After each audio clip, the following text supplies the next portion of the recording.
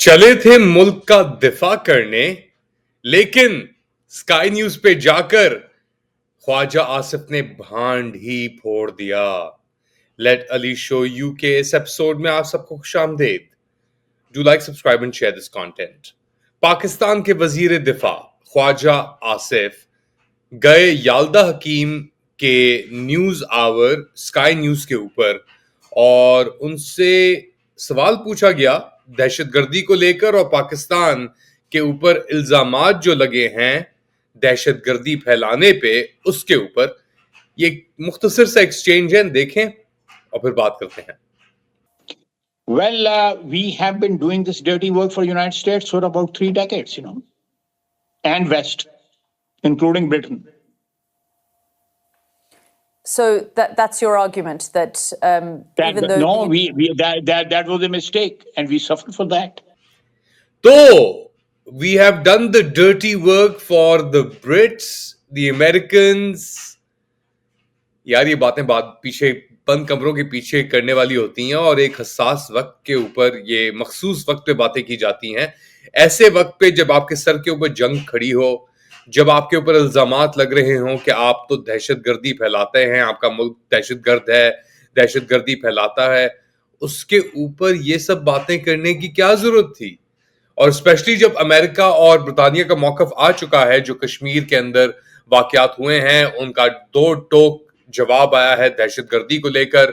और इस वक्त ये आके कहना कि जी हम तो पहले भी करते आए हैं, तो हमारी तो हिस्ट्री रही है। Ouch, ouchie ouch. और ये हैं one of the architects of allegedly जो ये पाकिस्तान के अंदर ये जो फस्तायत का माहौल फैलाया है, उसके एक एलिज्ड आर्किटेक्ट्स में से ख्वाजा आसिफ की शमूलियत होती है। एक तरफ इनके अपने ही कायद नवाज शरीफ, उनसे सवाल पूछा गया, वो हमने रिप्ले भी किया था, आप देख सकते हैं झलकियां, तो वो तो जवाब देने से कारी हैं बेसिकली के अंदर ही अंदर गुरु मंदिर वाला हिसाब। और ख्वाजा आसिफ एक इतने बड़े प्लेटफॉर्म पे शायद जाके इंटिमिडेट हो गए याल्दा हकीम से, जो है तो अफगान ओरिजिन ऑस्ट्रेलियन। बीबीसी के अंदर इनको बहुत बढ़ाया चढ़ाया गया और फिर ये बीबीसी को खुदा हाफिज करके आ गई स्काई न्यूज। और यहाँ पे आके इन्होंने जो ट्रैप वेल लेट था वो ख्वाजा आसिफ के सामने डाला, मगर ख्वाजा आसिफ शायद इस उम्र के हिस्से में है कि वो अंग्रेजी सुन के और इंटिमिडेट भी हो जाते हैं वो बहुत आसानी से।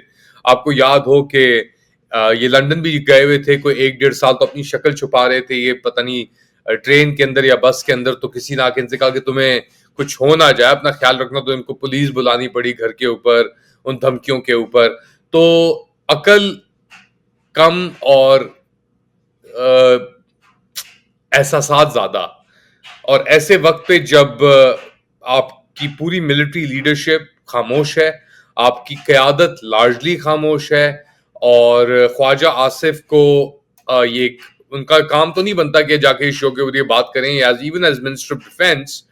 वही तो खारजा पॉलिसी के अंदर तो फॉरेन मिनिस्टर का बेसिकली एक हाथ होना चाहिए, मगर फॉरेन मिनिस्टर की परफॉर्मेंस भी आपने देख ली, कैसे वो क्या क्या बातें कर रहे थे। उनका अपना फॉरेन मिनिस्टर बनना क्या एक वो था, हमें यही नहीं पता कि कहां से वो आए, कहां लगे और किधर गए।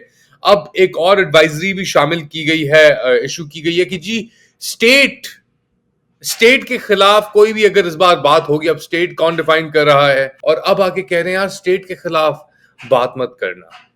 भाई इस तरह तो काम नहीं चलता। सॉरी, स्टेट के खिलाफ ना सिर्फ अब बातें हो रही हैं, अब स्टेट की डेफिनेशन ही आप लोग समझने की कोशिश कर रहे हैं कि स्टेट है क्या, ये जो हमेशा गलतियां भी करता है, फंसाता भी है, और फिर हमसे कहता है यार देखो एहतजाज मत करना। दूसरी जानिब हिंदुस्तान के अंदर एक कलेक्टिव पॉलिटिकल एक माहौल बन चुका है।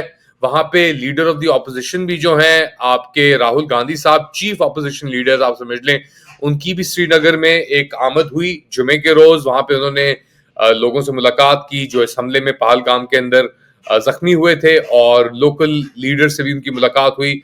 अब उनकी जम्मू कश्मीर चीफ मिनिस्टर जो हैं उमर अब्दुल्ला, उनसे भी बातचीत हुई इस मौके के ऊपर, और वो आर्मी के एक CMH हॉस्पिटल भी गए जहां पे उन्होंने और इंजर्ड से मुलाकात की। तो इंडिया के अंदर तो एक यहां तक आप जानते हैं कि बीजेपी का क्या रवैया रहा है राहुल गांधी के साथ और कांग्रेस के साथ इलेक्शन के दौरान, मगर इस चीज के ऊपर आके वो एक हो जाते हैं।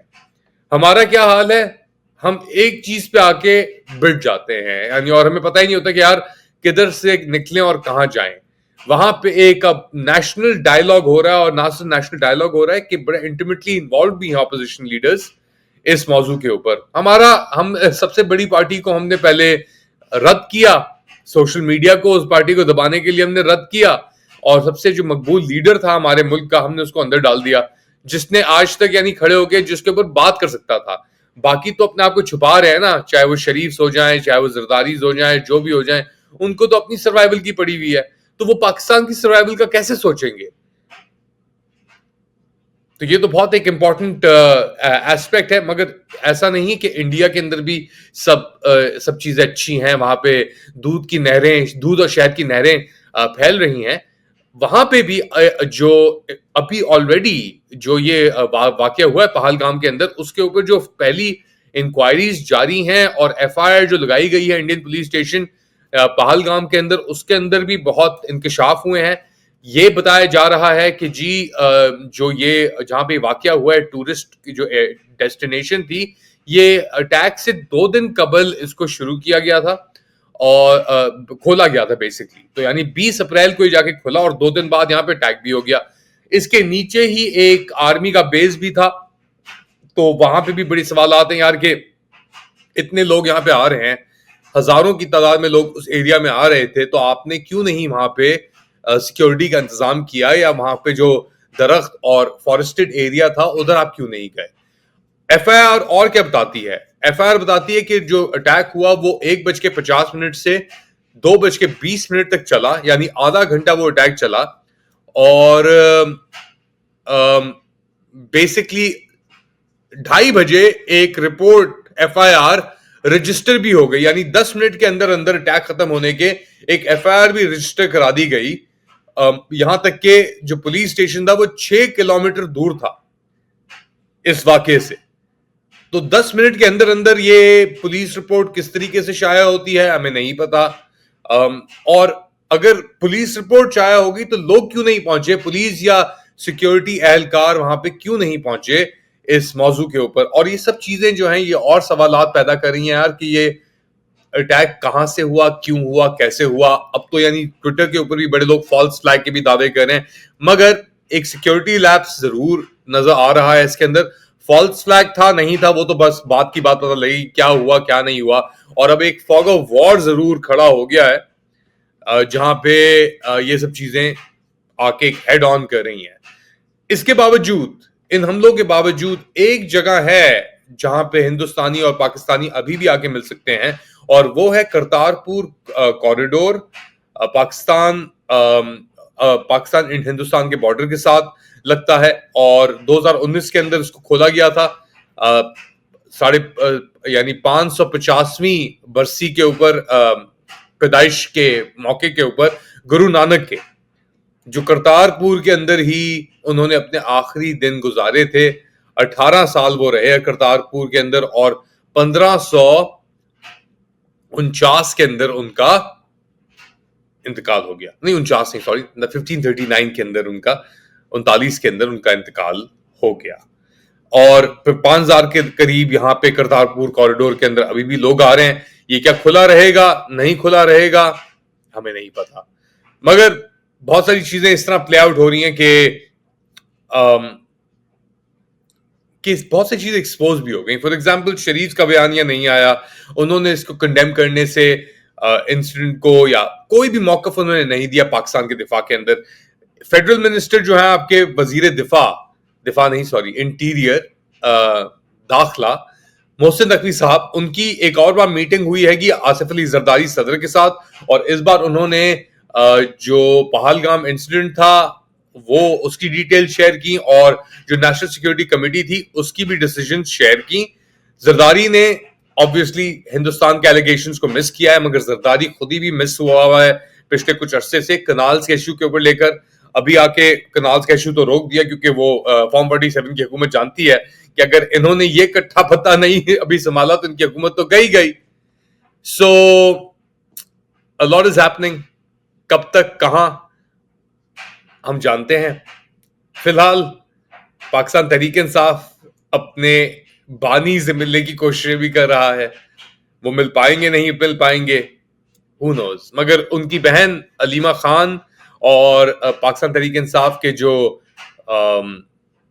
सेक्रेटरी जनरल हैं सलमान अकरम राजा, उन्होंने ये बात की, वो सुनते हैं। मगर उससे पहले एक और चीज के पीटीआई को बने हुए तकरीबन 29 इयर्स होने को आ रहे हैं। 1996 के अंदर ये बनी थी और उसके बाद का सफर आपके सामने है। सुने अलीमा खान को, सलमान अकरम राजा को, फिर बात को इख्तिताम पे लेके जाते हैं। हमारी अदलिया जो इमरान खान ने पिछले 29 साल से आज 29 साल हो गए, उन्होंने ये पार्टी बनाई थी इंसाफ की, तहरीक इंसाफ का मकसद ही यही था कि अदलिया रूल ऑफ लॉ का, और रूल ऑफ लॉ की अब ये हालत हो गई है कि जब जेल हम जाते हैं तो वो आगे से आपको कहते हैं कि जी हम इस कागज़ को समझते कुछ नहीं है क्योंकि यहाँ से हमारा ऑर्डर आता ही नहीं है। इस पे अफसोस का इजहार किया और कहा कि मैं इस पे एक्शन लूंगा, और ये भी एक बात हुई कि क्या उन्होंने हमारी कोई जुबानबंदी का हुक्म जारी किया। उन्होंने कहा बिल्कुल नहीं, मैंने तो सिर्फ इतना कहा है कि गेट के बाहर बात ना करें, अपने चैम्बर में बात कर लें, जो बात करनी है करें, कोई कतगन नहीं है, कोई बंदिश नहीं है बात करने पर। तो इसलिए ये बड़ी अच्छी हमारी आज मीटिंग हुई है। जी, तो ये सिचुएशन है आपके मुल्क की, जहां पे जंग के बादल आके खड़े हो चुके हैं, अंदर फसाद चल रहा है, कोई मुंह नहीं बचा देने के लिए, दिखाने के लिए किस मुंह से जवाब दें, और जवाब भी जो दे रहे हैं वो एक तरीके से ओन गोल ही कर रहे हैं। जैसे ख्वाजा आसिफ ने गए थे वो कुछ और बात करने के लिए, और ये क्या क्या आगे की जी हमने तो अमेरिका ब्रिटानिया के लिए बड़े गंदे काम किए हैं, हमने ये जो दहशतगर्दी फैलाई है हमने उनके कहने पे फैलाई है, क्या कर सकते हैं हम। आपके समझते हैं बताएं मुझे कमेंट सेक्शन में। To like, subscribe and share this content. अपना ख्याल रखें, अगली बार तक अल्लाह हाफिज।